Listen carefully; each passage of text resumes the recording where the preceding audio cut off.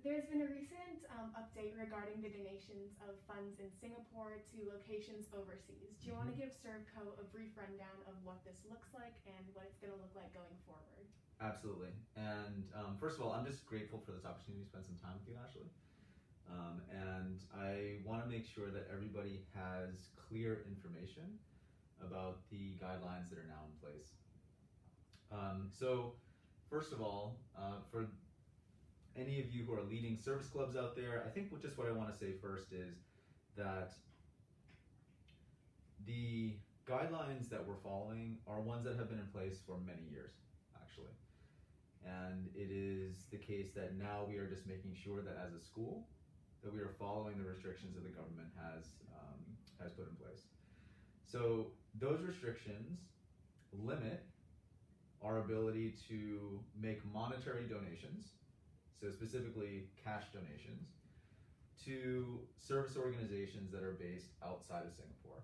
So for many clubs that are involved in direct service and indirect service, this will have an effect on some of their activities. Are there any exceptions to this rule? That's a great question. So actually there is a way for us to apply for permission to make monetary donations. To be clear though, that method for applying is very, very complex. It's extremely time intensive. And so in terms of what we're doing at the school, we are encouraging all of our service clubs to look to make non-monetary donations, so in-kind donations, donations of materials and things like that, rather than making cash donations to overseas charities. Any cash donations that a service club wishes to make could be made to service organizations that are based in Singapore, but right now not to organizations that are based outside of Singapore.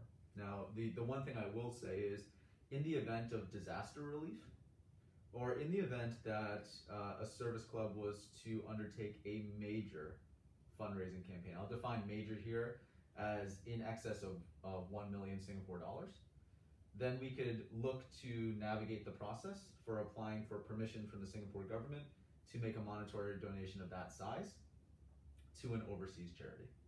Okay, Yeah. thank you.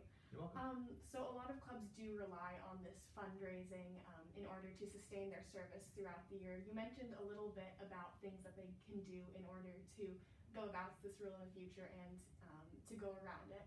Are there any other ways in which you think clubs can function going forward with this?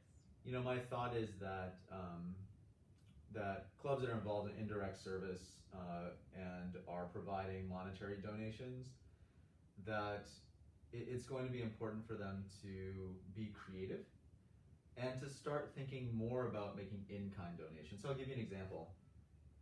Actually, I recognize that this is going to be a significant challenge, and actually could be really disappointing for some clubs who have been supporting real people and real organizations overseas via cash donations for many years.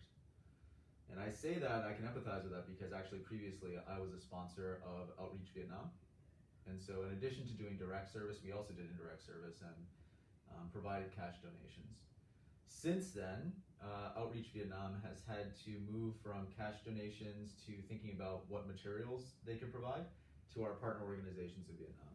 One example of this is an effort that Outreach Vietnam has made to gather a significant number of English language textbooks and books of assorted kinds to donate to one of the free schools that serves children living in poverty in Vietnam.